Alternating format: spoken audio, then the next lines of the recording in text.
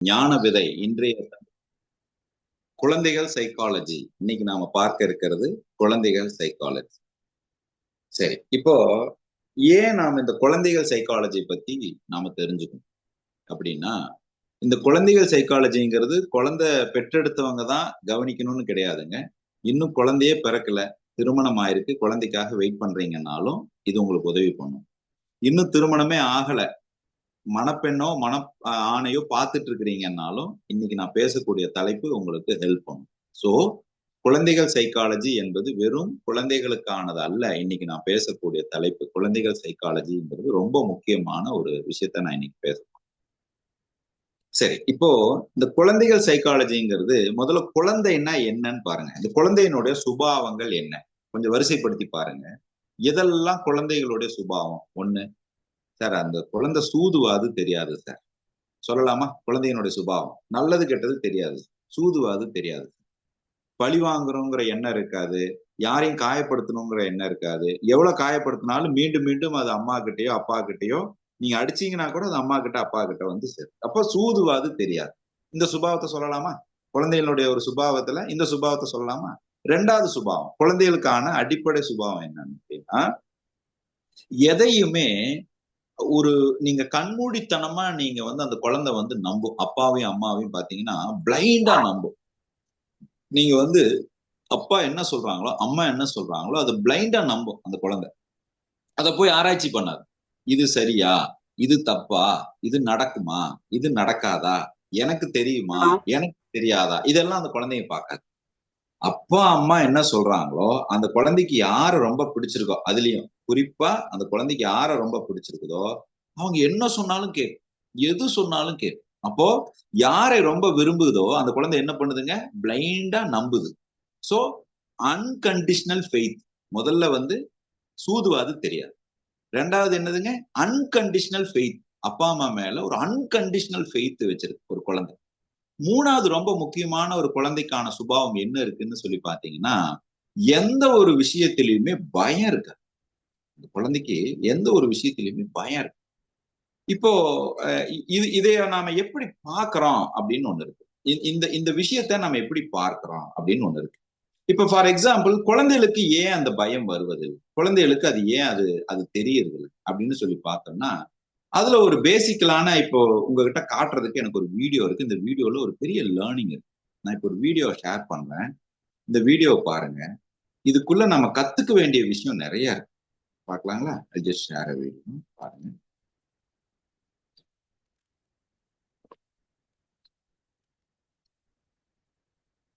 இந்த இந்த வீடியோவை நல்லா கொஞ்சம் கவனமா கவனிங்க. கொஞ்சம் விழிப்புணர்வோட கவனிங்க. என்னுடைய வேண்டுகோள், கொஞ்சம் எல்லாரும் கேமராவை ஆன் பண்ணி இன்னைக்கு தலைப்பை அட்டன் பண்ணுங்க. இன்னைக்கு ரொம்ப சென்சிட்டிவான ரொம்ப முக்கியமான ஒரு விஷயத்த நான் உங்களோட பேசுறேன். அதனால எல்லாரும் உங்க கேமராவை ஆன் பண்ணி அட்டன் பண்ணுங்க. இந்த வீடியோவையும் கொஞ்சம் நல்லா கவனமா பாருங்க.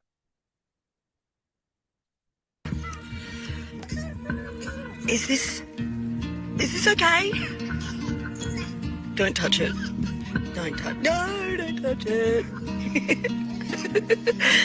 They don't seem that concerned at all, which is concerning me. I know, it's unbelievable to see, isn't it? Our infants aren't fussed about the snakes at all. They're far more interested in their toys. In fact, psychologists believe that along with heights, there's only one other fear that appears this early in our development. The fear of loud noises. All of the others, including the fear of snakes, are learned later. I wonder how the parents feel watching this. This is set up to be very safe. Okay. These are trained snakes that are used to being with humans. They're non-venomous? They're non-venomous. Sorry, I can't. Once you've learned to fear them, That's it. It's an awful feeling. But we start out like this. But we start out like this. All, touching it on.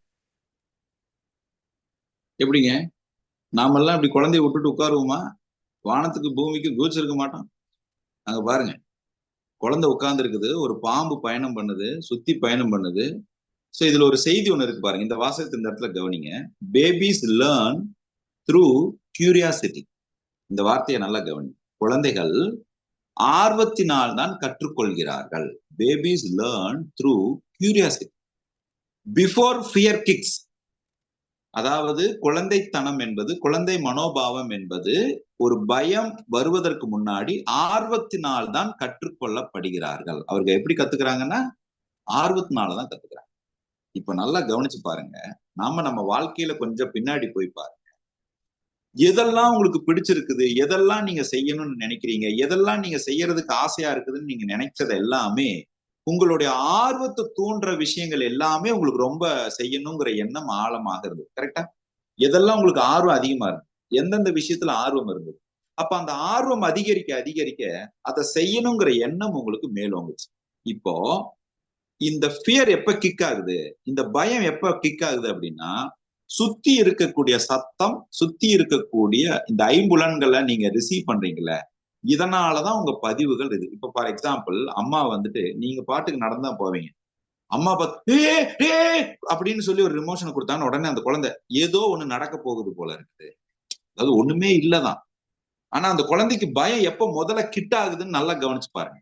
அது போல்டா தான் எந்திரிக்கும், அது போல்டா தான் நடக்கும்.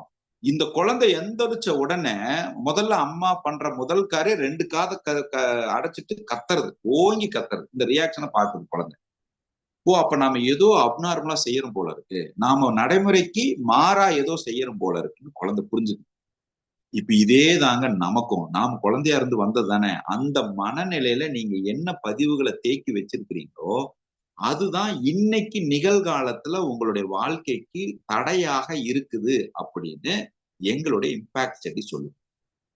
அப்ப குழந்தை வளர்ப்பது என்பது நம்ம குழந்தைய எப்படி வளர்த்துக்கணுங்கிறது கத்துக்கிறது அல்ல, நாம குழந்தைத்தன்மையை வளர்த்து கொள்வது எப்படி அப்படிங்கிறதுக்கான குழந்தை நமக்கு ஒரு வாய்ப்பு. எப்படி நாம குழந்தைத்தன்மையில் இருப்பது எப்படிங்கிறதுக்கு நமக்கு குழந்தை கொடுக்கிற ஒரு வாய்ப்பு தானே. அப்ப உங்க குழந்தைய ஒரு சாப்பிடலன்னா கோபம் வருது, அடம் பிடிக்குதுன்னு கோபம் வருது, சொல் பேச்சு கேட்கலன்னா கோபம் வருதுன்னு சொன்னா கிடையாதுங்க. அது சாப்பிடு. இப்ப நீங்க ஒரு குழந்தைய கடை கூட்டிட்டு போறீங்க, கடை கூட்டிட்டு போனா அந்த குழந்தை வந்து எனக்கு இதுதான் வேணும்னு சொல்லும். நீங்க சொல்லுவீங்க அதெல்லாம் வேண்டாம். அந்த குழந்தை அப்பதான் 2 நாளைக்கு முன்னாடி அது வாங்கிருக்கும், அதுதான் வேணும்னு சொல்லும். நீங்க சொல்லுவீங்க 2 நாளைக்கு முன்னாடி தானே வாங்கினேன், வேண்டாம். அது என்ன பண்ணும், கடையிலேயே பொருண்டு புரண்டு அழுகும், கத்தும். அப்படியே ஒரு வாந்தி வர்ற அளவுக்கு கத்தி கதறி கதறி நீங்க எதுவுமே வாங்கி கொடுக்காத மாதிரி ஒரு ரியாக்ஷனை காட்டும். சுத்தி இருக்கிறவங்க எல்லாம் பார்ப்பான், என்னது இது குழந்தை இப்படி அழுக வச்சு வேடிக்கை பாக்குறாங்களேன்னு நமக்கு பதறும். இப்ப காரணம், குழந்தை அழுகுதுங்கிறதுனால உங்களுக்கு எமோஷனலி டிஸ்டர்ப் ஆகுதா, இல்ல அழுக வச்சு நம்ம வேடிக்கை பாக்குறோம்னு யாராவது நினைச்சிருவாங்கங்கிற அந்த எண்ணம் நமக்குள்ள ஒரு ஒரு அவதியை ஏற்படுத்துதான்னு கொஞ்சம் கவனிச்சு பாத்தீங்கன்னா, யாராவது ஏதாவது நினைச்சிருவாங்களோ, நம்ம குழந்தைக்கு எதுவுமே வாங்கி உடனே நீங்க ஒரு ஸ்டேட்மெண்ட் சொல்லுவீங்க, இப்படி அழுதினா நான் உனக்கு எதுவுமே வாங்கி கொடுக்க மாட்டேன்னு மத்தவங்க நினைக்க மாட்டாங்க. சொல்றோமா இல்லையா அந்த வாசகத்தை? இப்படி அழுதினா 4 பேர் பார்த்தா என்ன நினைப்பாங்க? அப்ப நீங்க என்ன பண்றீங்க, குழந்தைய வளர்த்தணுங்கிறத விட நீங்க நல்லா வளர்த்துறீங்கிற சர்டிபிகேட்டை தான் எதிர்பார்க்கறீங்க. ஹலோ, ஐ ரிப்பீட், நீங்க குழந்தைய நல்லா வளர்த்தணுங்கிற எண்ணத்தை விட குழந்தைய நல்லா வளர்த்துறீங்கிற அக்னாலஜ்மெண்ட்டை, சர்டிபிகேட்டை எப்பவுமே பல பேர்த்துக்கிட்ட எதிர்பார்க்கறீங்க. இது குழந்தைக்கும் நல்லதில்லை, நமக்கும் நல்லதில்லை. எப்படிங்க? இது குழந்தைக்கும் நல்லதில்லை, நமக்கும் நல்லதில்லை. ஏன் நமக்கு நல்லதில்லை அப்படின்னா, எப்பொழுதுமே புறச்சூழ்நிலைகளை பேஸ் பண்ணியே நீங்க வாழ்க்கையை வாழ கத்துக்கிட்டு அந்த புறச்சூழ்நிலையில் இருக்கிறவனுக்காக ஒரு அடையாளத்தை நீங்க உருவாக்க பழகிக்கிறீங்க. அந்த அடையாளத்துல ஒரு இழப்பு ஏற்படும் போது உங்களால அது தாக்கு பிடிக்க முடியறது இல்லை, மனவேதனைக்கு ஆளாகுது. அந்த குழந்தையும் என்ன பண்ணுது, நீங்க என்ன கொடுக்குறீங்களோ அதையவே வாழ்வியல் முறையா எடுத்துக்குது. இப்போ தேசிய குற்றவியல் காப்பகம் அப்படின்னு ஒரு அமைப்பு இருக்குது. அந்த தேசிய குற்றவியல் அமைப்புல வந்து ஒரு ஆராய்ச்சி, ஒரு சர்வே எடுத்து அந்த சர்வே சொல்லுது. என்ன சர்வே சொல்லுதுன்னா, 47% குழந்தைகள், எப்படிங்க, 47% குழந்தைகள் ஒரு ஒரு பருவத்திலிருந்து இன்னொரு பருவத்துக்கு போகும்போது பெரும்பான்மையான பயம், ஏக்கம் விகிதாச்சாரம் அதிகரிக்குது அப்படின்னு ஒரு இம்பாக்ட் ஸ்டடி சொல்லுது. இப்போ 3 பருவங்க, பாலப்பருவம், குமார பருவம், விருத்த பருவம் அப்படின்னு 3 பருவம். இந்த பாலப்பருவம்ங்கிறது 0 to 12 years, பிறந்ததுல இருந்து 12 வயசு வரைக்கும் இருக்கிறது பாலப்பருவம். 13 வயசுல இருந்து 23 வயசு வரைக்கும் இருக்கிறது குமார பருவம். 24 வயசுல இருந்து இப்ப இருக்கிற பருவம் வரைக்கும் இருக்கிறது விருத்த பருவம். இப்போ உளவியல் ஆராய்ச்சி என்ன சொல்லுதுன்னா, இம்பாக்ட் ஸ்டடி என்ன சொல்லுதுன்னா, 12 வயசுல இருந்து 13 வயசுக்கான குமார பருவத்துக்கு போகும்போது அந்த குழந்தை 47% பேர் என்ன பண்றாங்கன்னா, அவனுக்கு பால பருவத்துல இருந்த பயத்தை விட குமார பருவத்துக்கு போகும்போது பயமும் ஏக்கமும் அதிகரிக்குது அப்படின்னு உளவியல் ஆராய்ச்சி சொல்லுது. 23 வயசுல இருந்து அதுக்கு மேல போகும்போது, விருத்த பருவத்துக்கு போகும்போது அவனுக்கு ஏற்கனவே பால பருவத்துல இருந்து குமார பருவத்துக்கு வரும்போது பயம் அதிகரிச்சிருச்சு. அங்கிருந்து மறுபடியும் 47% மக்களுக்கு அங்கிருந்து அவனுக்கு மறுபடியும் பயமும் ஏக்கமும் அதிகரிக்கிறது. ஏங்க இது நல்ல வளர்ப்பாங்க? இது இது இது ஒரு நாகரிக வளர்ச்சியாங்க? இல்லையேங்க. அப்போ குழந்தை நல்லா வளர்த்தணும்னு நீங்க எண்ணத்தை வெளிப்படுத்துதுன்னா, அவன் என்னவா இருக்கணுங்கிற எண்ணத்தை நீங்க திணிக்கிறீங்கன்னு சொல்லுது. இந்த ஆராய்ச்சி என்ன சொல்லுது? அவன் என்னவா இருக்கணுங்கிற எண்ணத்தை நாம ஆழமா திணிக்கிறோம். அந்த குழந்தை தனக்குண்டான விருப்பத்தை வெளிப்படுத்துவதற்குண்டான சுதந்திரமும் சூழ்நிலையும் அமைய பெறவில்லை. அப்போ 47% குழந்தைகள் பயமும் ஏக்கமும் ஒரு பருவத்திலிருந்து இன்னொரு பருவத்துக்கு போகும்போது அதிகரிக்கிறது. அந்த பயமும் ஏக்கமும் அதிகரிக்கும் போது குழந்தைகள் அதிகமாக தற்கொலைக்கு தூண்டப்படுகிறார்கள் என்கிற அதிர்ச்சி மிக்க தகவல் வெளியாகி இருக்கிறது.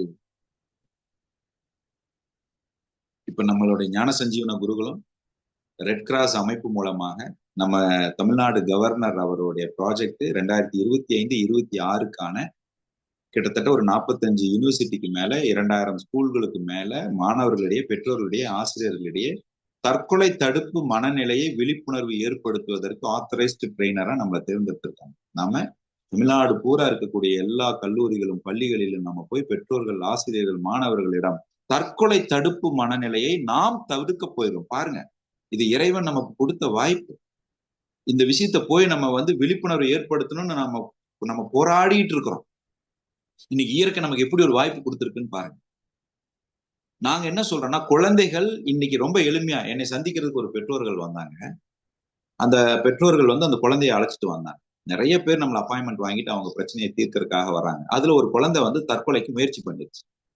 ஒரு 12வது வகுப்பு படிக்கக்கூடிய ஒரு குழந்தை தற்கொலைக்கு முயற்சி பண்ணிடுச்சு. ஒரு பெண் குழந்தை. ஒரு பெற்றோர்கள் 2 பேரும் அழைச்சிட்டு நம்ம கிட்ட வராங்க. பெற்றோர்கள் ஒரே வேதனை. என்ன பண்றதுன்னே தெரியலைங்க. எப்படி இதை ஹேண்டில் பண்றதுன்னே தெரியல. தற்கொலைக்கு முயற்சி பண்ணிட்டா இது எப்படி ஹேண்டில் பண்றதுன்னு கேட்கறாங்க. சரி, நான் தனியா உட்கார வச்சு பேசுறேன். பெண் குழந்தைகிட்ட, என்னம்மா பிரச்சனை, ஏன் நீங்க இந்த மனநிலைக்கு போனீங்க அப்படின்னா, அப்பா என்னை மனசை காயப்படுத்திட்டாரு, மனசு கஷ்டப்படுத்திட்டாருன்னு சொல்லு. நீங்க நல்லா கவனிச்சு பாருங்க, எந்த ஒரு பெண் குழந்தைக்குமே அப்பா மீது பாசம் அதிகமா இருக்கும். ஆண் குழந்தைக்கு அம்மா மீது பாசம் அதிகமா இருக்கும். நீங்க நல்லா எல்லா குடும்பங்களையும் நீங்க பார்க்கலாம். பொதுவாவே பெண் குழந்தைங்க தகப்பன் மீது பாசமாகவும், ஆண் குழந்தைகள் மீது தாய் மீது பாசமா. அதுக்காக அவங்க மேல பாசம் இல்லைன்னு சொல்ல, நான் பொதுவா இருக்கிற ஈர்ப்பு தன்மையை சொல்றேன். அப்போ ஒரு அப்பா மீது ரொம்ப பாசமா இருக்கிற ஒரு பெண் குழந்தை அப்பா மனசை காயப்படுத்திட்டாருங்கிற அந்த சூழ்நிலையை அந்த குழந்தைனால எதிர்கொள்ள முடியல. தற்கொலைக்கு முயற்சி பண்ணிடுச்சு. என்ன காரணம்னு கேட்டா நீங்க எல்லாம் ரொம்ப ஷாக் ஆவீங்க. ரொம்ப ஷாக் ஆகுற மாதிரி ஒரு சப்ஜெக்ட சொல்லிச்சு. எங்க அப்பா நான் நினைக்காத மாதிரி என்னை மரியாதை இல்லாம பேசிட்டாங்க. எப்படிங்க? எங்க அப்பா நான் நினைக்கவே இல்லை, மரியாதை இல்லாம பேசிட்டாரு. என்னவா மரியாதை இல்லாம பேசிட்டாருன்னா, போடின்னு சொல்லிட்டாரு. நம்ம எல்லாம் எத்தனை தடவைங்க தற்கொலை பண்ணிக்கிறது? கொஞ்சம் சிந்திச்சு பாருங்க. அப்பா போடின்னு சொல்லிட்டாராம், மரியாதை இல்லாம பேசிட்டாராம்.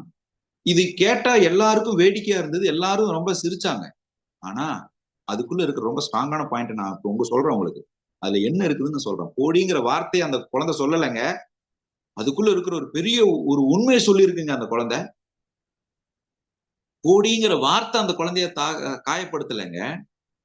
போடிங்கிற வார்த்தை சொல்லுவதனால நான் என் தந்தையிடமிருந்து விலக்கி வைக்கப்பட்டிருக்கிறேங்கிற ஒரு மனநிலையை அந்த குழந்தையினால் டாலரேட் பண்ண முடியல.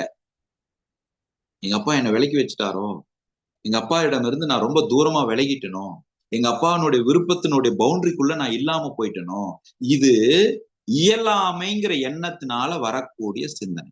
நம்மனால முடியாது, நம்மனால முடியல, நான் அதற்கு தகுதியானவன் இல்லைன்னு இயலாம ஓங்கும் போதுதான் குழந்தைகள் தற்கொலைக்கு தூண்டப்படுகிறார்கள் என்பதுதான் உளவியல் ஆராய்ச்சி.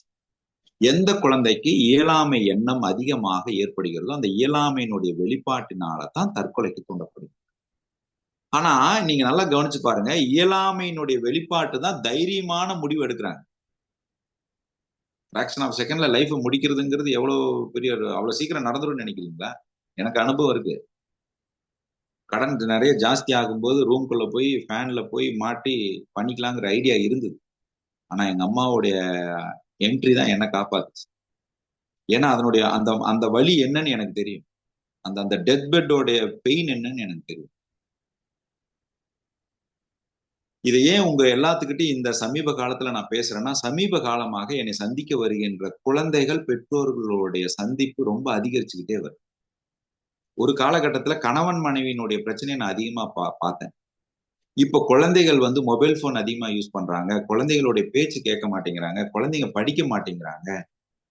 6வது படிக்கிற பொண்ணு கல்யாணம் பண்ணிக்கிறேன்னு சொல்லுது, 8வது படிக்கிற பையன் வேற ஒரு கேஸ்ல சரணடைகிறான். இந்த மாதிரியான நிறைய சுபாவங்கள் குழந்தைகள் பெற்றோர்களை அதிகம் பாதிக்குது. பேரண்ட்ஸ் மீட்டிங் கூப்பிட்டு பேரண்ட்ஸ் கூப்பிட்டு உங்க பையன் படிக்கிறது இல்லைன்னு சொல்றாங்க. பேரண்ட்ஸுக்கு அது ரொம்ப ஒரு வேதனையாக இருக்கிறது. இது எப்படி கையாளுறதுன்னு பெற்றோர்களுக்கு தெரியல. இன்னைக்கு நான் ஒரு ஒரு பியூட்டிஃபுல்லான ஒரு விஷயத்த இன்னைக்கு நான் உங்களுக்கு கையில கொடுக்குறேங்க. உங்கள் குழந்தைகளை அற்புதமான குழந்தைகளாக மாற்றுறேன். இன்னைக்கு நான் உங்களுக்கு ஒரு ஒரு கையில கொடுக்குறேன். I give you few tips. சில டிப்ஸ் நான் உங்களுக்கு கொடுக்குறேன். இதை நீங்க முழுவதுமாக நீங்க நடைமுறைப்படுத்தும் போது உங்கள் குழந்தைகளும் சரி, நீங்களும் சரி, அற்புதமான வாழ்வை நீங்கள் வாழலாம். 3 பாயிண்ட், ரொம்ப 3 பாயிண்ட். முடிஞ்சா பேப்பர் பேனா எடுத்து எழுதிக்கங்க. Very must. 1, முதல் விஷயம், ஒரு பெற்றோர்களாகிய நாம் நம்ம குழந்தைகளுக்கு நாம விதைக்கப்பட வேண்டிய ஒரு விஷயம் என்னன்னா பாதுகாப்பு உணர்வு, செக்யூர்டு ஃபீலிங்.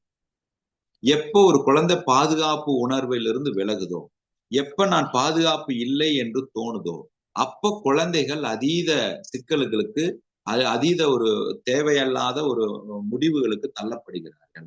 அப்ப குழந்தைகளுடைய மன உளைச்சலுக்கு அல்லது குழந்தைகளுடைய அப்ரோச் வந்து மாறுவதற்கு காரணம் பாதுகாப்பு உணர்வு குறையும் போது. இது 1. குழந்தைகளுக்கு பாதுகாப்பு உணர்வை நாம் கொடுக்க வேண்டும். 2வது, பெற்றோர்களுக்கு நீங்க நெருக்கமா இருக்கு, அதாவது குழந்தைகளுக்கு நீங்க நெருக்கமா இருக்கணும், ஆனா பேம்பரிங் பண்ணக்கூடாது. குழந்தைகளுக்கு நீங்க நெருக்கமா இருக்கலாம், ஆனா அவனை நீங்க ரொம்ப ஓவர் பேம்பரிங் பண்ணி அவன் வேலையை பூரா நீங்க செஞ்சு அவனுடைய தனித்துவமே இல்லாத மாதிரி நம்ம பண்ணிடக்கூடாது. அவன் சுதந்திரமா இயங்காத மாதிரி நீங்க அதை நம்ம செல்லம்னு நினைக்கிறது. அவன் வேலையை பூரா நாம செஞ்சுக்கிட்டு அவனை நம்ம அவனுக்கு நம்ம வந்து நெருக்கமா இருக்கிறோம்னு நினைக்கிறது. அது தவறு, முற்றிலும் தவறு. அதை நம்ம செய்யக்கூடாது. முதல்ல பாதுகாப்பு உணர்வை நாம் விதைக்க வேண்டும். 2வது, அவர்களோடு நம்ம நெருக்கமா இருக்கணும், ஆனா பேம்பரிங் பண்ணக்கூடாது.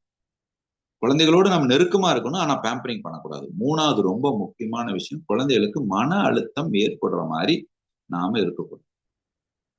மன அழுத்தத்தை நீங்க ஏற்படுத்திடவே கூடாது. இது 3ஐயும் ரொம்ப கவனமா நீங்க பார்க்கணும். சரி, இது 3ஐயும் குழந்தைகளுக்கு எங்க இருந்து துவங்குது? பாதுகாப்பு உணர்வு குறைவதோ, பெற்றோர்களுடன் நெருக்கம் இல்லை என்பது அவங்க உணர்வதோ, அல்லது மன அழுத்தம் ஏற்படுவதோ, இது எங்கிருந்து ஏற்படுகிறது அப்படின்னு சொல்லி பார்க்கும் பொழுது அடிப்படையில நம்மளுடைய மனோபாவத்துல இருந்துதான் அது ஏற்படுது.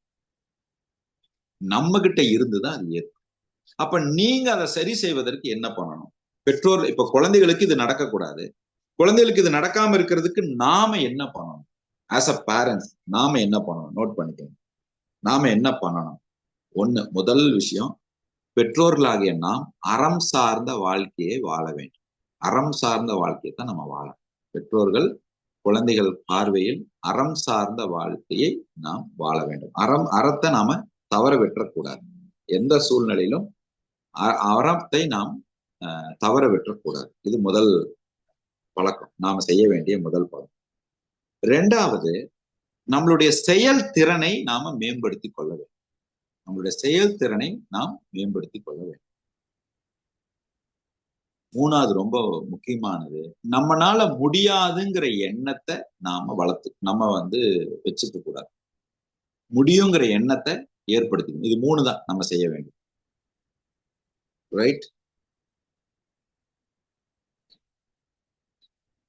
பெற்றோர்கள் செய்ய வேண்டியது இதுதான். இந்த சூழ்நிலையில நாம இந்த சம்மர்ல குழந்தைகளுக்கான இளம் சாணக்கியாங்கிற ஒரு ஆன்லைன் வகுப்பு, ஒரு 10 நாள் வகுப்பு சம்மர் கேம்ப். அந்த ஆன்லைன் வகுப்பை யாராருக்கு நீங்க விருப்பம் இருக்குதோ அவர்கள் நீங்கள் பங்கு பெறலாம். உங்களுடைய பெயரை நம்ம சஞ்சீவன சங்கமத்துல நீங்க பதிவிடுங்க. விருப்பத்தை நீங்க பதிவிடுங்க. அதுக்கான ஒரு கூகுள் ஃபார்ம் கூட நாங்க தயார்படுத்தி கொடுக்க சொல்றோம். இளம் சாணக்கியாக்கான ஒரு கூகுள் ஃபார்ம் 10 வயதுக்கு மேற்பட்ட இருக்கக்கூடிய குழந்தைகள் அதுல பங்கேற்கலாம். ஒரு 10 நாட்கள் தொடர்ந்து நடைபெறும். அந்த வகுப்பு காலை 5:30 மணி முதல் 6:30 மணி வரை இருக்கும். 2 சனிக்கிழமை பெற்றோர்களும் கலந்து கொள்கிற மாதிரி இருக்கும். இதுதான் அந்த இளம் சாணக்கியா குழந்தைகளுக்கான வகுப்புங்க. ஸோ அதுல விருப்பம் இருப்பவர்கள் உங்களுடைய பெயரை நீங்கள் பதிவு செய்து கொள்ளலாம். ரைட். சார் செகண்ட் ரிப்பீட் பண்ணுங்க சார். அதாவது நம்மளால முடியாதுங்கிற எண்ணத்தை நீங்க வச்சுக்க கூடாது. செயல்திறனை மேம்படுத்திக் கொள்ள வேண்டும். முடியுங்கிற எண்ணத்தை வளர்த்துக் கொள்ள வேண்டும். செயல்திறனை மேம்படுத்திக் கொள்ள வேண்டும். முடியுங்கிற எண்ணத்தை வளர்த்துக் கொள்ள வேண்டும். வணக்கம் ஜி. அந்த பிள்ளைங்களை பத்தி சொன்னீங்க, பாதுகாப்பு, நெருக்கமும், அது என்ன சொன்னீங்க ஜி? மன அழுத்தம் ஏற்படாத மாதிரி பார்த்து.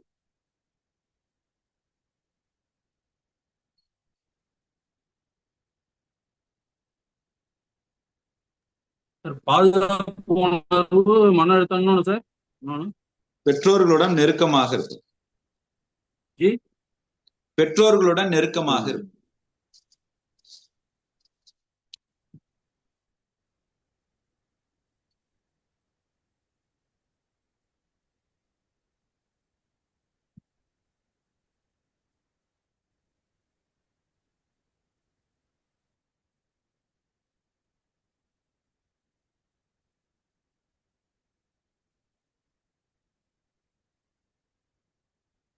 ஓகே. ஸோ இன்றைய ஞான விதை நிகழ்ச்சியில் குழந்தைகள் சைக்காலஜியை பற்றி கருத்துக்களை உங்களோடு பகிர்ந்து கொள்வதற்கு வாய்ப்பு கொடுத்த உங்கள் அனைவருக்கும் எங்களுடைய மனமார்ந்த நன்றிகள், வாழ்த்துக்கள். இப்ப கேள்வி பதிலுக்கான நேரம். இது பொதுவாக நீங்க எந்த கேள்வி வேணா கேட்கலாம். நம்ம இந்த டாபிக் தான் இல்லை, உங்களுடைய எந்த கேள்விகள் வேணாலும் நீங்க முன்வைக்கலாம். உங்களுடைய சந்தேகங்கள், கேள்விகளுக்கு பதில் கொடுக்கப்படும். அது போக வாழ்த்துக்கள் ஏதாவது இருந்தாலும் சொல்லுங்க, நம்ம வாழ்த்து தெரிவிச்சிடலாம். உங்களுடைய மனசுல ஏதாவது கேள்விகள் இருக்கு ஏதாவதுன்னா நீங்க கேட்கலாம். உங்கள் கேள்விகளுக்கு பதில் அளிக்கப்படும். Good morning brother. Good morning sister. வணக்கம் சிஸ்டர். அதாவதுங்க பிரதர், என் மகன் வந்து கார் எடுப்பானுங்க. ஓகே. மெதுவா போயிட்டு இருப்பானுங்க. அப்புறம் எந்த வண்டியும் வராதப்ப ஸ்பீட் எடுப்பானுங்க. சரிங்க. நான் சொல்றது வந்து உன் கையில அந்த கரெக்டா அந்த பொசிஷன் வச்சுக்கணும். எது வந்தாலும் இது நம்ம கையில கண்ட்ரோல் இருந்தா தான் நாம சேஃபா போக முடியும்னு சொல்லுவாங்க. அது கொஞ்சம் அப்பப்ப அவன் அப்படித்தான் பண்றானுங்க.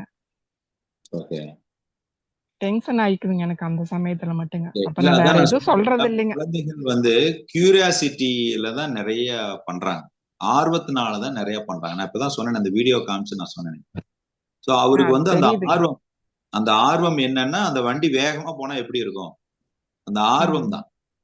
அந்த ஆர்வத்தை வந்து நீங்க அந்த ஆர்வத்தை தெரிஞ்சுக்கிட்டு அதை கொஞ்சம் கொஞ்சமா அவருக்கு புரியுற லாங்குவேஜ்ல நாம பேசத்தான் வேணும். ஆனா அதை செய்ய நிறுத்த மாட்டாங்க. அந்த ஆர்வத்தை இப்ப அதுக்கப்புறம் வேற எக்ஸ்பீரியன்ஸ் பண்ணுவாங்க. சோ அந்த ஆர்வத்தை அவர்கள் செயல்படுத்தத்தான் முயல்வார்கள். அதாங்க. அப்புறம் அவன் கண்ணு முன்னாடி ஏதாவது சம்பவம் நடந்ததுன்னா அது கொஞ்ச நாளைக்கு அவன் அதை அப்படி பாதுகாப்பா போறானுங்க. அப்புறம் அது கொஞ்ச நாள் ஆயிட்டு அது மறுபடியும் அவங்களோட இதுலதான் போறாங்க. அதான் அது வந்து நீங்க அந்த ஆர்வத்தை புரிஞ்சுக்கிட்டு அந்த ஆர்வத்துக்கு மறுப்பு சொல்லாத மாதிரி நீங்க அவரை அதை செயல்படுத்த வைக்க. ஆர்வத்துக்கு மறுப்பு சொல்லக்கூடாது, ஆனா பாதுகாப்பா செயல்படுங்கிறத நீங்க வந்து தொடர்ந்து அவர்கிட்ட நீங்க விதைக்கணும். சரிங்க, நன்றி. வணக்கம் ஜி. நன்றி. வணக்கம் ஜி. வணக்கம், சொல்லுங்க. அன்னைக்கு பெரும்பாலும் பெற்றோர்கள் வந்து குழந்தைகள், ஒரு வயசு குழந்தை கூட அழுவுது, சோறு ஊட்டுறதுக்கு மொபைலை கொடுத்து ஏதாவது இதுல வச்சு காமிச்சு சோறு ஊட்டுறாங்க. நீ மொபைல் வந்து அடிக்ட் ஆகிட்டே வர்றாங்கன்றது அது ஒரு பெரிய உளவிலா இருக்குது. உங்களுடைய பார்வை பெற்றோருக்கு நீங்க என்ன சொல்றீங்க? தெரியும் அந்த காலத்துல பார்த்தா சோறு ஊட்டணும், நிலாவை காமிச்சு சோறு ஊட்டுவாங்க, அதை காமிச்சு ஏதாவது பிற காமிச்சு ஊட்டுவாங்க. நீங்க பார்த்தா மொபைல் பெரும்பாலும். ஆனா காலையில இருந்து சமைச்சு கிச்சனுக்குள்ளேயே இருந்து எல்லா வேலையும் செய்யற தாய்க்கு அந்த 10 நிமிஷம் சோறு ஊட்டும் போது கொஞ்சம் ரிலாக்ஸா அவனை சீக்கிரம் சோறு ஊட்டுறதுக்கு, அவன் சாப்பிட்டா நல்லா இருக்குங்கிற எண்ணத்துல நீங்க போனை கொடுக்கும்போது அது அந்த தாயோடைய மனநிலையில இருந்து பார்க்கணும். வெளியிருந்து நாம ஈஸியா சொல்லிடலாம், நீங்க வந்து போனை காட்டாம சோறு விட்டுங்கன்னு வெளிய இருந்து சொல்லிடலாம். ஆனா கிச்சன்லயே இருந்து பாத்திரமும் கழுவி சமைச்சு அதை கொண்டு வந்து நாமளே அந்த தாயே வந்து சோறும் ஊட்டும் போது அந்த 10 நிமிஷத்துல அந்த அவன் சீக்கிரம் சாப்பிட்டா போதும் அப்படிங்கிற கேப்ல நம்ம அந்த போனை கொடுக்கறத தப்பு சொல்ல முடியாது. ஆனா அது கரெக்டுன்னு நான் சொல்லல. பட் அவரவருடைய சிக்கல் அவரவருடைய பார்வை. நாம இங்க என்ன யோசிக்கலாம்னா, நமக்கு அந்த சிக்கல் இருக்கா? இருந்தா அது வந்து அதுக்கு தனிப்பட்ட மாதிரியான ஒரு தெளிவை கொடுத்துடலாம். பட் பொதுவா அது இருக்கத்தான் செய்யுது. அதனால நம்மளே நிறைய குழந்தைகள் என்னை பார்க்க வந்திருக்காங்க. போனை பார்த்து அந்த குழந்தை பேசாம போன குழந்தையெல்லாம் கூப்பிட்டு வந்திருக்காங்க என்ன பாக்குறது. சின்ன குழந்தையில இருந்து போனை நிறைய பார்த்து அந்த குழந்தை அதுதான் அதுதான் பேசவே முடியலனால அதெல்லாம் நம்ம பார்த்திருக்கோம். பட் இங்க நாம எப்பவுமே நம்ம என்ன சொல்லுவோம்னா, பொதுவான கேள்விகளுக்கு பதில் சொல்வதை விட தனிப்பட்ட கேள்விகளுக்கு உங்கள் வாழ்க்கையில் தெளிவு பெறுவதற்கு நான் பதில் கொடுக்கலாமா அப்படிங்கறத நான் கொஞ்சம் ஆர்வமா பார்க்கிறேன்.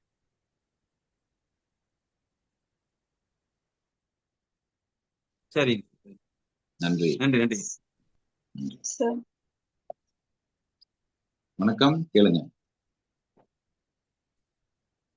சார் சொன்ன மாதிரி எங்க பாப்பாவுக்கு சாப்பாடு ஊட்டுறதுக்கு போன் இல்லாம சாப்பாடே ஊட்ட முடியாதுங்க சார்.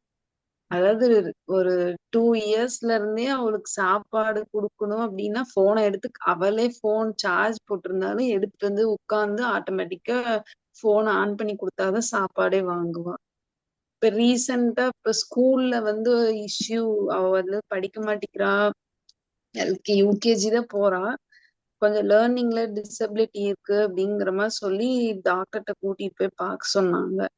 அது கூட்டிட்டு போய் பாக்குறப்ப அவங்களும் மெயின் ரீசன்னா போனை கொடுக்காதீங்க அப்படின்னு தான் சொன்னாங்க. அது அவளும் அவங்க பேசுறப்ப அங்கதான் இருந்தா. ஆட்டோமேட்டிக்கா அவளே வீட்டுக்கு வந்து அந்த போயிட்டு வந்ததுல இருந்து அவளே போனை கேக்குறதே நிறுத்திட்டா. இப்ப சாப்பிடறதுக்கு கூட போன் கேக்குறது கிடையாது. அவளே ஊட்டதான் செய்யறோம். ஆனா விளையாடிட்டே அவளே சாப்பிட்டுக்கிறா. அது எப்படின்னு தெரியல. அவளே சேஞ்ச் பண்ணிட்டா. எப்பயாவது நான் போன் யூஸ் பண்ணாதான் அவளுக்கு பாக்கணும்னு தோணுச்சுன்னா, அம்மா ஒரு 5 மினிட்ஸ் கொடுங்கம்மா ப்ளீஸ்மா அப்படின்னு கேட்பா. அந்த சேஞ்ச் எப்படி வந்ததுன்னு தெரியல. ஆனா இப்ப கொஞ்சம் அவளோட ஆக்டிவிட்டீஸ்ல சேஞ்சஸ் இருக்கு போன் இல்லாம இருக்கிறப்ப. சரி, நீங்க இந்த விஷயத்த கொஞ்சம் நல்லா தெளிவா கவனிச்சு பாருங்க. குழந்தைங்க ஏன் போன் நிறைய பாக்குறாங்கன்னா, அந்த போன்ல அவங்க ரீல ஸ்வைப் பண்ணும்போது போன்ல பாக்குற வீடியோல ஏதோ ஒரு ஒரு கியூரியாசிட்டி அவங்களுக்குள்ள இருக்கு. இந்த கியூரியாசிட்டி தான் அவங்க விரும்புறாங்க. நீங்க நல்லா கவனிச்சு பாருங்க. இந்த குழந்தைங்க வந்து 5 வயசு வரைக்கும் 5 வயசுல 83 வகையான திறமைகளை கற்றுக்கொள்ளக்கூடிய கெப்பாசிட்டியோட குழந்தைகள் வளரும். அவங்க பிரெயின் வந்து அவ்வளவு வேகமா செயல்படும். நீங்க ஒண்ணு இல்ல, ரொம்ப சிம்பிள். அந்த குழந்தைகிட்ட பேசிக்கிட்டே இருங்க. அந்த குழந்தை போன் எடுக்காது, வேற எதுவும் பண்ணாது. அதனாலதான் பாருங்க, பாட்டிமார்கள் கிட்ட ரொம்ப நெருக்கமா இருப்பாங்க குழந்தை. ஏன்னா அந்த பாட்டிமாங்க வந்து பேசிக்கிட்டே இருப்பாங்க. அந்த பிரெயினை வந்து சிந்திக்க வச்சுக்கிட்டே இருக்கணும். அந்த பிரெயினுக்கு நீங்க தீனி போட்டுக்கிட்டே இருக்கணும். சிம்பிள் லாஜிக், அந்த பிரெயினுக்கு நீங்க தீனி போட்டுக்கிட்டே இருக்கணும். நீங்க ஒண்ணு இல்ல, ரொம்ப சிம்பிளா இதை அப்ளை பண்ணி பாருங்க. உங்க குழந்தைகிட்ட நீங்க பேசிக்கிட்டே இருங்க. உங்க குழந்தை கண்டிப்பா வேற எந்த விஷயத்துக்கும் போகாது. இப்ப என்ன பிரச்சனைனா, குழந்தைகிட்ட பேசுற பொறுமையும் பக்குவமும் நம்மளுக்கு இல்ல. நம்ம அதை பேசுறதுக்கு தவிர்க்கிறோம். பேசுறதுக்கு தவிர்க்கும் போது நாம வேற வேலையை பாக்குறோம். ஒண்ணும் பேச முடியாம டயர்ட் ஆயிடுறோம், இல்லைன்னா அந்த கேள்விக்கு பதில் சொல்ற அளவுக்கு நமக்கு பொறுமை இல்ல, நிதானம் இல்ல. இன்னைக்கு நான் ஒரு இப்ப இம்பாக்ட் ஸ்டடி என்ன சொல்லுதுன்னா, 497க்கும் மேற்பட்ட விவாகரத்துகளை தவிர்த்த ஒரு அனுபவத்துல சொல்றோம். 25க்கும் மேற்பட்ட சிறார்களை வந்து மீண்டும் பெற்றோர்களோட இணைத்த அனுபவத்துல சொல்றோம். இன்னைக்கு குழந்தைகளுக்கே குழந்தை பிறக்கிறதை தவிர இன்னும் அவங்க குழந்தை பெத்துக்கிற மனநிலை இல்லை. நான் சொல்றது உங்களுக்கு புரியும்னு நினைக்கிறேன். அதாவது அவங்க உடல் அளவுல வயது அளவுல தான் திருமணத்திற்கும் குழந்தை பெறுவதற்கும் தகுதி பெறுகிறார்களே தவிர மனதளவில் இன்னும் அவர்கள் குழந்தையாகத்தான் இருக்கிறார்கள். இப்ப குழந்தைக்கு தான் குழந்தை பிறக்குது நிறைய. இப்ப அந்த அந்த குழந்தையே குழந்தை மனோபாவத்துல இருக்கும்போது அந்த குழந்தை எப்படி இன்னொரு குழந்தைய பாத்துக்கிற சூழ்நிலை ஏற்படும்? அந்த அந்த அம்மா வந்து என்ன பண்ணுதுன்னா, கீழே படுத்துக்கிட்டு கபோர்டு மேல காலை தூக்கி வச்சுட்டு மொபைல பார்த்துட்டு, அப்ப குழந்தை என்ன பண்ணும்? அந்த அம்மா என்ன பண்ணுதுன்னா, படுத்துக்கிட்டு கால் மேல கால் போட்டு இப்படி பார்த்துட்டு, ஏன்னா அது இன்னும் குழந்தையா தான் இருக்கு. ஆனா அந்த குழந்தைக்கு 36 வயசு 37 வயசு இருக்கும். நான் யதார்த்தத்தை பேசுறேன். இப்ப நம்ம என்ன நிறைய பண்ணிருக்கோம், பல நேரங்கள்ல குழந்தையை, அதாவது ஒரு பெண்ணை, ஒரு பையன்கிட்ட இன்னும் நிறைய விஷயங்கள் இருக்குங்க. நீங்க வந்து அவர் இன்னும் குழந்தையாவே தான் இருப்பார்.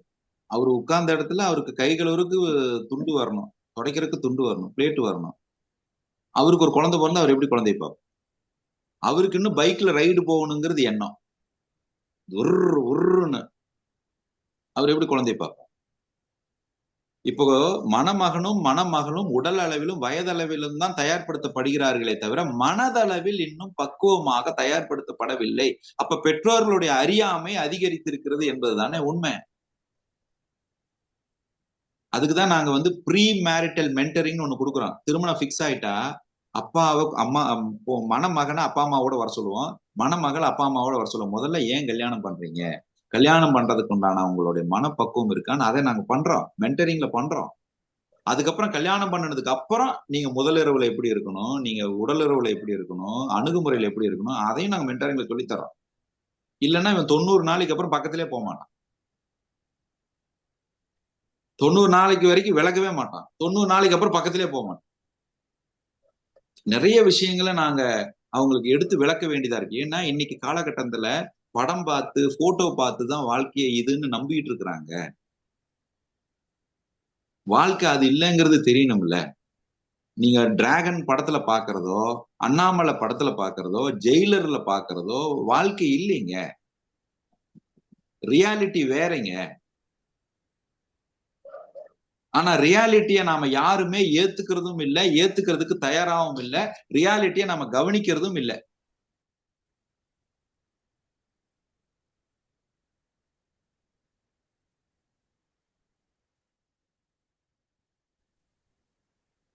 சார்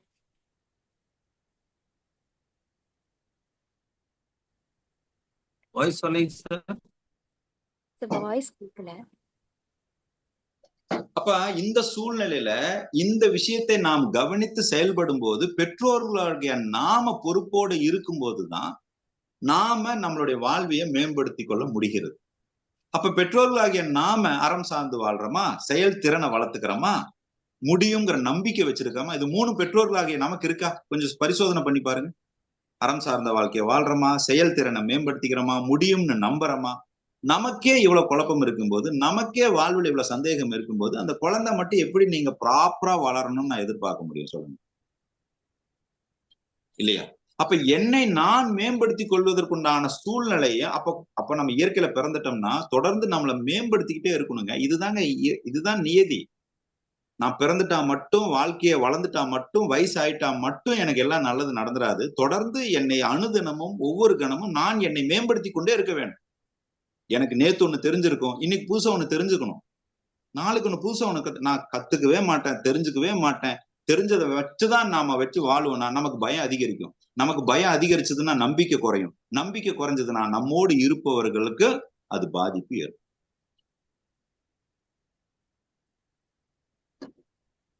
சொல்லுங்க, இது யதார்த்த உண்மை தானே? நம்ம வாழ்க்கையை நாம எதிர்கொள்வதற்குண்டான சூழ்நிலையும் நம்பிக்கையும் தைரியத்தையும் நாம வளர்த்து கொள்ளாமல் நம்மோடு இருக்கக்கூடிய குழந்தைகள் எப்படி அதை வளர்த்துக்கணும்னு நீங்க நினைக்கிறீங்க? வணக்கம் சார், கீழட்டியாரி திருச்சியிலிருந்து. வணக்கம். பகுத்தறிவு. ஒரே நிமிஷம், நானே காலையில 4 மணில இருந்து கூவிட்டு இருக்கிறதுனால என் மனைவி வந்து ஜூஸ் கொடுத்துருக்காங்க. நான் உங்க அனுமதியோட அதை குடிக்கிறேன். நன்றி. அதாவது செவிக்குணர் இல்லாதவர்கள் சிறிது வயிற்றுக்கு மிகப்படும் அப்படின்னு சொல்லுவோம். நீங்க வந்து செவிக்கு உடல் இல்லாத பகுத்தறிவு பட்டறிவு அப்படின்னு 2 இருக்கு. பகுத்தறிவு அப்படிங்கிறதுக்கு விட்டுட்டு போற அளவுக்கு அப்பா அம்மாவுக்கு தயாரா இல்லை. ஏன்னா ஒண்ணுதான் எங்களுக்கு, ஒண்ணு கண்ணுன்னு வளர்த்துருக்கோம்.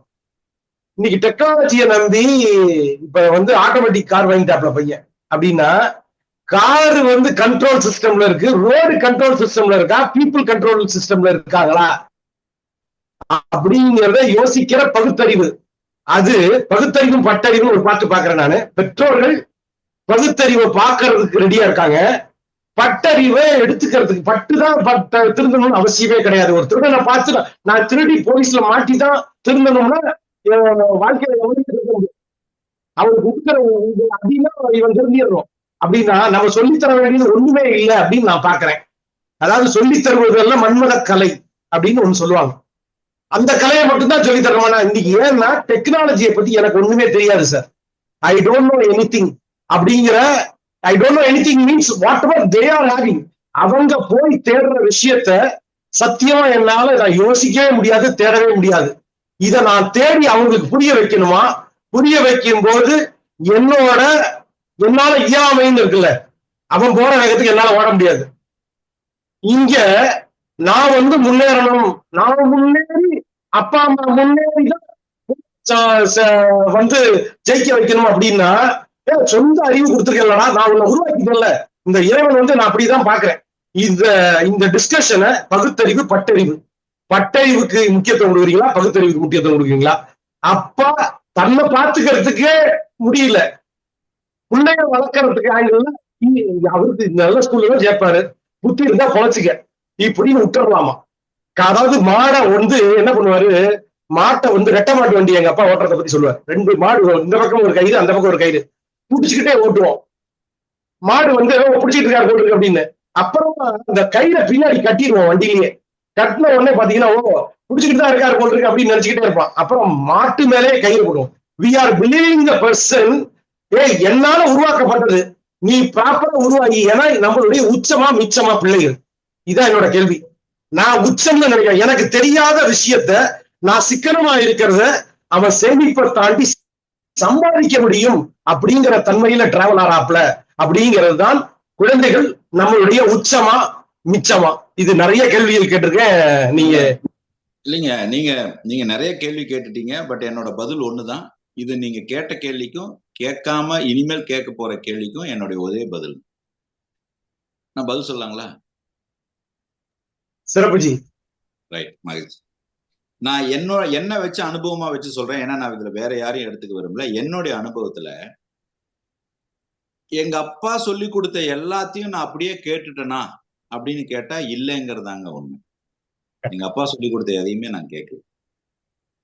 ஆனா என் வாழ்க்கையில ஒரு இக்கட்டான சூழ்நிலை வரும்போது அவர் அன்னைக்கே சொன்னாரே அப்படின்னு நான் ரியலைஸ் பண்ண காலகட்டம் தான் அதிகம். நான் சொல்றதை நல்லா கவனிச்சு பாருங்க. எங்க அப்பா சொல்லி கொடுத்தது எல்லாம் நான் அப்படியே 100% எல்லாத்தையும் நான் கேட்டேனா இல்ல. ஆனா ஒரு இக்கட்டான சூழ்நிலை வரும்போது அவர் அன்னைக்கே சொல்லியிருந்தாரே, அன்னைக்கே கேட்டிருந்தா அது நடந்திருக்காதேன்னு நான் என்னை ரியலைஸ் பண்ண காலகட்டம் அதிகம். இப்ப நானே எங்க அப்பா பேச்ச கேட்கலங்கும் போது என் பையன் என் பேச்ச கேட்கணும்னு நான் எதிர்பார்க்கறது நியாயமே இல்லாத எதிர்பார்ப்புங்கிறது முதல்ல எனக்கு புரியணும். இப்போ நம்ம எல்லாரும் கொஞ்சம் கண்ணாடி பார்த்து மனசாட்சி பார்த்து சொல்லுங்க. 100% எங்க அப்பா சொன்னது எல்லாத்தையும் நான் கேட்டேன்னு சொல்லுங்க. உங்க குழந்தை உங்க பேச்ச கேட்கறதுக்கு நான் ஐடியா சொல்றேன்.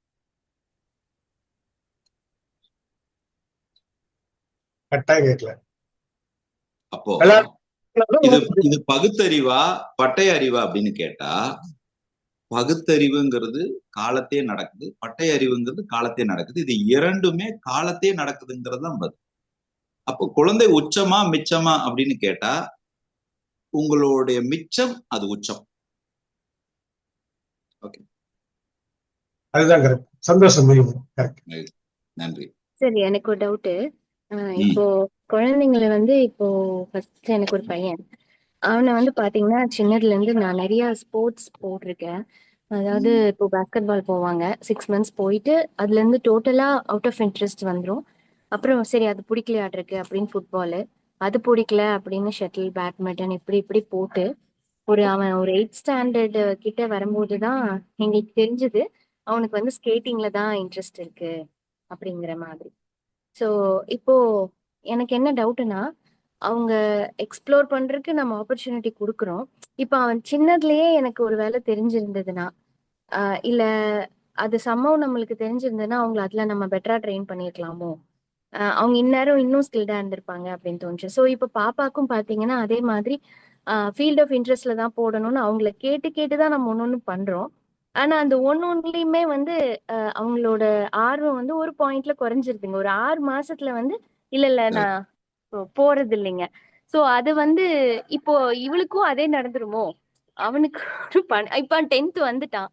அவனால இன்னும் நாங்க இப்ப நினைச்சா ஒண்ணும் பண்ண முடியல. அதனால நல்ல நல்ல நல்ல ஒரு அம்மாவா ஒரு கேள்வி கேட்டிருக்கிறீங்க. நான் ஒரு கேள்வி கேட்கலாமா? கேளுங்க நீங்க சார். அனுமதிச்சீங்கன்னா நான் ஒரு கேள்வி கேட்கலாமா? கண்டிப்பா. ஓகே. நீங்க ஏதாவது எப்படி ஃபிட்னஸ்க்கு ஏதாவது பண்ணுவீங்களா? ஃபிட்னஸ்க்கு ஏதாவது பண்ணுவீங்களா? எப்படி ஏதாவது எக்ஸசைஸ் ஏதாவது பண்ணுவீங்களா? பண்ணுவேன் சார். யோகா பண்ணுவேன் சார். எப்படி? அமாவாசைக்கு ஒரு தடவை, பௌர்ணமிக்கு ஒரு தடவையா? எப்படி? ஒரு 6 மாசம் கண்டினியூஸா பண்ணுவேன். அப்புறம் ஒரு ஒரு நடுவுல மேபி ஒரு 1 மந்த் 2 மந்த்ஸ் பிரேக் வந்துரும். ஆனா அதுக்கப்புறம் திருப்பி நான் அதே யோகாவை தான் நான் பண்றேன். ஆனா என் குழந்தை மட்டும் கேப்பே விடக்கூடாது. சார் நான் நான் வந்து விளம்பர இடைவேளைக்கு பிறகு சாம்பார் ஊத்தலாம், நான் வந்து விளம்பர இடைவேளைக்கு பிறகு சாப்பாடு போட்டுக்கலாம். ஆனா என் குழந்தை மட்டும் அடே என்னடா நீ, என்னங்க உங்க சட்டம், என்னங்க உங்க நியாயம்? சரி அப்புறம் அப்படி நாம என்ன கேம்ல இருந்தோம், நாம என்ன கேம் விளையாண்டோம்? நான் விளையாடலைங்க சார். நான் டான்ஸ் மட்டும் தான் பண்ணிருக்கேன். அது கூட சிஸ்டர், நான் என்ன உங்க கேள்வி மூலியமா நான் நிறைய பெற்றோர்களுக்கு பதில் கொடுக்கணுங்கிறத என்னுடைய எண்ணம். நாம எல்லாருமே அப்படிதாங்க. ஏன்னா மனிதனுடைய மனம் என்ன பண்ணுனா, ஒரு போர் அடிக்கும். அது 3 மாசம், சில பேருக்கு 3 மாசத்துல போர் அடிக்கும், சில பேருக்கு 6 மாசத்துல போர் அடிக்கும், சில பேருக்கு 1 வருஷத்துல போர். இது மனித இயல்பு. ஆனா அப்பா அம்மாவோட எதிர்பார்ப்பு எல்லாம் தொடர்ந்து 99 மார்க் வாங்கினா கூட பத்தாது. அவன் தொடர்ந்து முதல் மார்க் வாங்கணும், தொடர்ந்து ஃபர்ஸ்ட் வரணும், தொடர்ந்து அவன் சரியா இருக்கணும், தொடர்ந்து பர்ஃபெக்டாவே இருக்கணும். ஆனா நாம மட்டும் அப்பப்ப கொஞ்சம் பிரேக் எடுத்துக்கலாம். நாம மட்டும் அப்பப்போ, நீங்க சொல்லுங்க, எனக்கு நினைவு தெரிஞ்ச காலத்துல இருந்து ஒரு நாள் கூட நான் பிரேக் எடுக்கலைங்க. நான் ஒர்க் அவுட் பண்றதுல ஒரு நாள் கூட நான் வந்து பர்ஃபெக்டா இருந்தேன்னு சொல்லுங்க. இப்பவே நான் உங்க குழந்தைய மாத்தி காட்டுறேன். இல்ல சார் நம்மளுக்கு என்ன கிடைச்ச பண்ணலாம்? ஆப்பர்ச்சுனிட்டி இப்போ இவ்ளோ இதுதாங்க எக்ஸ்ப்ளோர் பிரச்சனையே, பண்றது. இதுதாங்க இங்க பிரச்சனையே. இப்ப இதனால ஆப்பர்ச்சுனிட்டி போகுது. இப்ப நீங்க என்னத்த நல்லா இல்ல, இப்ப நீங்க என்ன இம்பர்ஃபெக்டா இருக்கிறீங்க? ஏங்க அப்படி பிரேக் கொடுத்து செய்யற நாமளே நீங்க ஒரு விஷயத்த நல்லா புரிஞ்சுக்கங்க. நம்மளை விட நம்ம புத்திசாலி, நம்ம குழந்தை புத்திசாலிங்கிறது ஒத்துக்கிறீங்களா இல்லையா? கண்டிப்பா. அப்ப இந்த கவலையே இருக்கக்கூடாது. நமக்கு என்ன பயம்னா, நம்மளோட அவன் புத்திசாலிங்கிறத நான் ஒத்துக்கிறேன், ஆனா நான் சொல்ற மாதிரி எல்லாம் அவன் செஞ்சா மட்டும்தான் நல்லா இருப்பாங்கிற ஒரு அறியாமை ஒண்ணு இருக்கு பாருங்க. அது யாரு வந்து ரப்பர் வச்சு அழிச்சாலும் அழியாது. எப்படிங்க? நான் ரிப்பீட் பண்றேன். நம்மளோட என் குழந்தை புத்திசாலிங்கிறத நான் ஒத்துக்கிறேன், ஆனா நான் சொல்ற மாதிரி நடந்தா மட்டும்தான் குழந்தைக்கு வாழ்க்கை நல்லா இருக்குங்கிற ஒரு டிக்ஷனரியை வச்சிருக்கீங்க பாருங்க. ஆனா நாம வந்து அம்மா பேச்சையும் கேட்க மாட்டோம், அப்பா பேச்சையும் கேட்க மாட்டோம், நாம நமக்கு பிடிச்சதான் செய்வோம். சரி. ஓகேங்க சார். நான் சரி நான் எங்க இப்ப வர்றேங்கிறது உங்களுக்கு தெரியும்னு நினைக்கிறேன். புரிஞ்சிருச்சு. தெளிவா புரிஞ்சிருச்சுங்க சார். அதனால இருந்தாலும் அதனால நான் இப்ப என்ன சொல்றேன்னா, குழந்தை 6 மாசம் போறான், கொஞ்சம் பிரேக் எடுக்கிறானா, என்ஜாய் பண்ணுங்க. அவனுக்கு 30,000 ரூபாய் கொடுத்து நான் கிட்டு வாங்கி கொடுத்தேன், 30,000 ரூபாய் 10,000 ரூபாய் கொடுத்து நான் பேட் வாங்கி கொடுத்தேன். நீங்க 10,000 ரூபாய் கொடுத்து பேட் வாங்கினா அவன் 10 மணி நேரம் அதை அடிச்சுக்கிட்டே இருக்கணுமா? சரிங்க நான் சார். உனக்கு 7,000 ரூபாய் போட்டு ஸ்கேட்டிங் ஷூ வாங்கி கொடுத்தேன், 6 மணிக்கு ஒரு தடவை, 7 மணிக்கு ஒரு தடவை, 8 மணிக்கு ஒரு தடவை. என்னங்க நியாயம்? எல்லாம் ஒண்ணும் இல்ல. சரி, அதுக்காக குழந்தைகள் எல்லா நேரத்திலயும் நம்ம காசையோ விரயம் பண்றதோ சரிங்கிற எண்ணத்துல நான் பேசல. அது குழந்தைங்கிறத கொஞ்சம் புரிஞ்சுக்கங்கிறேன் நான். அதோடைய மனோபாவம் அப்படி இருக்கிறது இயல்புங்கிறத நாம கொஞ்சம் புரிஞ்சுக்கலாமேங்கிறேன். ஏங்க அது என்னங்க வேணும்னா நான் வந்து அப்படி இருக்கும், அது அது இயல்புல இருக்குதுங்க. அந்த குழந்தை இயல்புல இருக்குது. நாம புரிஞ்சுக்க வேண்டியது என்னன்னா, இன்னைக்கு ட்ரெண்ட் எப்படி இருக்குன்னா, ஆரம்ப காலகட்டத்துல நம்ம முன்னோர்கள் விவசாயம் பண்ணாங்க, அதுக்கப்புறம் இண்டஸ்ட்ரியலிஸ்டா மாறினாங்க, அதுக்கப்புறம் ஐடிக்கு போனாங்க, அதுக்கப்புறம் டேட்டா டெக்னாலஜின்னு போனாங்க, இப்ப ஆர்டிபிஷியல் இன்டெலிஜென்ஸ் ஆயிருச்சு. அப்ப டெக்னாலஜி எப்படி வளருதோ ஜீன்லி மாற்றங்கள் வளருதுங்க, ஜீன்லி மாற்றங்கள் நடக்குதுங்க. ஆரம்பத்துல உழைச்சாதான் நீங்க வந்து மக்காச்சோள கஞ்சியை குடிச்சு வாழ்ந்தான், அதுக்கப்புறம் கம்பு சோறு இதுன்னு சாப்பிட்டு வாழ்ந்தான். இப்பெல்லாம் வந்து நீங்க வந்து பர்கரு என்னென்னமோ சொல்றான். வீட்டுல அவன் ஏதாவது சொன்னா எனக்கு பேரே ஒண்ணும் புரியவும் மாட்டேங்குது. ஐயோ, அந்த பேர் வாயில வரவும் மாட்டேங்குது. இப்ப நாம என்ன சொல்றோம்? கரெக்ட். இது யதார்த்த உலகத்துக்கு மிஞ்சி இருந்தாலும் விலகி இருந்தாலும் நீங்க இந்த உலகத்தை விட்டு வெளியே கொண்டு போய் உங்க குழந்தைய வளர்த்த முடியாது. கொஞ்சம் நல்லா புரிஞ்சுக்கங்க. காலத்தோட தான் நீங்க பயணிக்கணும். ஆனா அந்த காலத்தோட பயணிக்கிறதுல நாமும் மாற்றத்திற்கு உட்படுத்தி கொண்டால் மட்டும்தான் குழந்தை உங்களோடு பயணிக்குமே தவிர நீங்க மாற்றத்துக்கு உட்படுத்தவே மாட்டீங்க. ஆனா குழந்தை தொடர்ந்து தீவிரமாவும் திறமையும் வளர்த்து கொண்டே இருக்கணும்னா இது பேராசை, பெரும் பேராசை.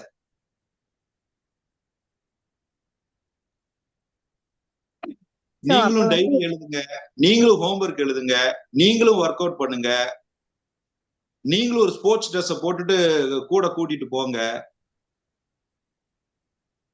ஏன்னா அந்த குழந்தைக்கு ஆர்வத்தை நீங்கள் கொடுக்காத வரை அந்த குழந்தை அதை செய்யாது. அந்த ஆர்வத்தை பெற்றோர்களை எங்கெல்லாம் நீங்க கொடுக்க தவறீங்களோ, நான் ஒரு ஒரு ஒரு அதிர்ச்சி மிக்க தகவலையும் சொல்றேன். எங்கெல்லாம் பெற்றோர்கள் ஆர்வத்தை கொடுக்க தவறுகிறார்களோ அந்த ஆர்வம் இன்னொருவர் கொடுக்கும்போது அவர்கள் மீது அந்த குழந்தை சாய்கிறது. அந்த ஆர்வம் யாரா வேணாலும் இருக்கலாம். நீங்க வயதுக்கு வரும்போது அல்லது இளங்கலை வரும்போது அந்த ஆர்வத்தை யாரு கொடுக்குறாங்களோ அது பக்கம் சாஞ்சிருது. நீங்க எப்படி குழந்தைய தப்பு சொல்லுவீங்க?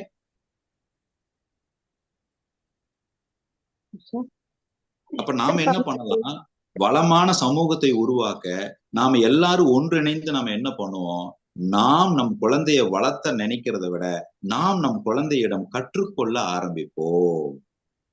நான் என்ன செய்ய வேண்டியது இருக்கு என்பதை என் குழந்தை மூலமாக நான் கற்றுக்கொள்ள ஆரம்பிப்போம். அன்றாட காலையில எந்திரிச்சா என் குழந்தை மூலியமா நான் என்ன கத்துக்க முடியும், என் குழந்தை மூலியமா நான் என்ன கத்துக்க முடியும், நான் இன்னும் செய்யாம இருக்கிறேங்கிறது என் குழந்தை கத்துக்கிறதுக்கான வாய்ப்புன்னு பாருங்க. குழந்தைய ஆசிரியரா பாருங்க, குழந்தைய குருவா பாருங்க. போய் குழந்தை காலில் தொட்டு கும்பிடுங்க, ஐயா குருவே சரணம். முதல்ல அதை செய்யுங்க. இதை விட வேற பரிகாரம் கிடையாதுங்க, உச்சகட்ட பரிகாரமே கிடையாதுங்க. ஞாயிற்றுக்கிழமை பசங்களுக்கு கூடவே இருக்காங்க சார். கொஞ்சம் கேமரா காட்டுங்க, சொல்லிடுறேன் நான். ஆசீர்வதிச்சிருப்பா, 16 செல்வம் பெற்று பெருவாழ்வு வாழணும்னு உங்க அம்மாவை ஆசீர்வதிச்சிருப்பா சொல்லிடுறாங்க. இன்னையில இருந்து வேணா ஒரு டெக்னாலஜி பயன்படுத்துங்க. குருஜி அப்படின்னு கூப்பிடுங்க உங்க குழந்தைய. குருஜி நமஸ்காரம், குருஜி நமஸ்காரம், குருஜின்னு கூப்பிடுங்க. இந்த குழந்தை சந்தோஷப்படுங்க. நீங்க கூப்பிட்டு பாருங்க, அம்மா என்னம்மா அப்படின்னு சந்தோஷம். நமக்கு ஒரு ஆனந்தம் தானே. நம்ம குழந்தை காலில் நாம விழுகிறத விட வெறி பேரானந்த நிலை வேற என்னங்க இருக்க முடியும்? வேற லெவலுங்க. செஞ்சு பாருங்க. உங்க குழந்தை தப்பே பண்ணாதுங்க. They will never do the mistakes. When you touch their foot, they will never do the mistake. நான் சைக்கலாஜிக்கலாவும் சொல்றேன், அவங்களோட சப்கான்சியஸ் மைண்டை ரீச் பண்றதுக்கும் சொல்றேன். டச் பண்ணி பாருங்க. Touch your children's food, get your things done. ஆனா அது நியாயமா இருக்கணும், நேர்மையா இருக்கணும். சோ இப்ப அவங்களுக்கு வந்து ஆர்வம் இல்ல, அந்த கிளாஸ்க்கு போறது வேண்டாம்னு நினைக்கிறாங்க அப்படின்னா நம்ம விட்டுலாங்களா? விட்டுருங்க. ஒரு 6 மாசம். இப்போ நீங்க ஒண்ணு இல்ல, இதே கேள்விய உங்க குழந்தை 3 வயசுல இருக்கும்போது 7 மணிக்கு இட்லி கேட்டிருக்கும், நீங்க கொடுத்துருப்பீங்க. 2:30 இட்லி சாப்பிடும். 9:15 மணிக்கு அம்மா பசிக்குது அப்படின்னு சொல்லும். நீங்க உடனே டே 7 மணிக்கு தானே இட்லி சாப்பிட்டேன், இல்லம்மா எனக்கு உண்மையிலேயே பசிக்குது. 9:15 மறுபடியும் ஒரு 1:30 இட்லி சாப்பிடும். இப்ப இட்லி கொடுத்தீங்கல்ல? ஏன்னா அதே மாதிரிதான் இதுவும். 6 மாசம் போச்சா, 3 மாசம் கழிச்சு மறுபடியும் போறேன்னு சொல்லும். கொடுங்க, கொடுத்து பழகுங்க. அதை கொடுக்கறதுக்கு சம்பாதிக்கிறதுக்கு திறனை கொடுத்துருக்கான்ல இறைவன். இப்ப நமக்கு வந்து திராணி கொடுத்துருக்கான்ல இறைவன், நன்றி சொல்லுங்க. உங்க குழந்தை ஏதாவது ஒரு பொருள் கேட்டா சம்பாதிக்கிறதுக்கான ஆர்வத்தையும் திறமையும் வளர்த்துக்கிறதுக்கு அந்த குழந்தை வாய்ப்பு கொடுக்குதுன்னு நினைச்சிட்டு போங்க. ஒரு தடவை 30,000 என்ன, தொடர்ந்து 30,000 சம்பாதிப்பதற்குண்டான அறிவையும் ஞானத்தையும் என் குழந்தை வளர்த்துக் கொள்வதற்கு என்னை ஞாபகப்படுத்துகிறது என்பதற்கு நன்றி சொல்லுங்கள். ஆனா இன்னொரு கேள்வி அவங்க கேட்டதுல, இப்ப வந்து அந்த பழக்கத்தை நம்ம வந்து கத்து கொடுக்குறோம். மீதி ஸ்கூல் டைம்ல எல்லாம் வந்து கரெக்டா எழுந்திரிச்சிடுறாங்க. எழுப்பும் போது அம்மா ஸ்கூல் இருக்கு அப்படின்னாலுமே கஷ்டப்பட்டு எழுந்திரிச்சிடுறாங்க. பட் லீவ் டைம் வந்தது அப்படின்னா, எனக்கு இன்னைக்கு லீவு, நான் 10 மணிக்கு தான் எந்திரிப்பேன், என்ன அதுக்கு முன்னாடி எழுப்பாத. நான் சொல்றேன், அது வந்து இல்ல பாப்பா, நமக்கு பாடிக்குன்னு ஒரு கிளாக் டைம் இருக்கு. 8 to 10 இருக்கிற அந்த டைமுக்குள்ள நம்ம சாப்பிடணும். அப்ப நீங்க ஒரு 8 மணிக்காவது எந்திரிச்சாதானே கரெக்டா இருக்கும். அப்ப நீங்க என்ன சொல்றீங்கன்னா, இப்போ நம்ம வந்து ரோல் மாடலா இருக்கணும், வாழ்ந்து நமக்கு வந்து காமிக்கணும். இப்ப நான் டெய்லியும் வந்து ஒரு 4 o'clock 4:30 அப்படி வந்து எந்திரிக்கிறேன். ஸோ இப்ப இங்க வந்து நம்ம வந்து லேட்டா எந்திரிச்சா நான் யோசிக்கலாம், ஓகே நம்ம பசங்களை வந்து அவங்க நம்மளை பார்த்து தானே வராங்க. பட் இங்க நமக்கு கரெக்டா இருக்கும்போது அந்த விஷயத்த நான் என்னால இம்ப்ளிமெண்ட் பண்ண முடியல. நானும் அந்த மைண்ட் செட்டை மாத்தணும்னு நினைக்கிறேன். நீங்க சொன்ன மாதிரி எந்த கியூரியாசிட்டி பாயிண்ட்டை நான் டச் பண்ணேன்னா இப்ப வந்து இது சீக்கிரமா எந்திரிக்க ஆரம்பிக்கும் அப்படின்னு நான் வந்து ரொம்ப யோசிச்சு கரெக்டா அவங்களுக்கு கேரம் கிளாஸ் போட்டாச்சு. கேரம் கிளாஸ் வந்து மார்னிங் 7 o'clock அங்க இருக்கணும். ஸோ வீட்ல இருந்து வந்து 6:30க்குலாம் கிளம்பணும். இவனுக்கு காலையில 6:30க்கு பஸ், பையனுக்கு காலேஜ்க்கு, இவளுக்கும் 6:30க்கு நான் கூட்டு போய் விடணும். ஸோ இப்போ அந்த ஸ்கூல் டைம் இருக்கும்போது, கேரம் கிளாஸ் இருக்கும்போது கரெக்டா வந்து 5:30க்கோ 5:45க்கோ எந்திரிச்சிடா. இப்போ இந்த சாட்டர்டே சண்டே வந்துச்சு அப்படின்னா, எனக்கு நீ கேரம் கிளாஸ் இல்லைல்ல, ஏன் எழுப்புற? என்னை வந்து 8 மணிக்கு 10 மணிக்கு முன்னாடி எழுப்பாத.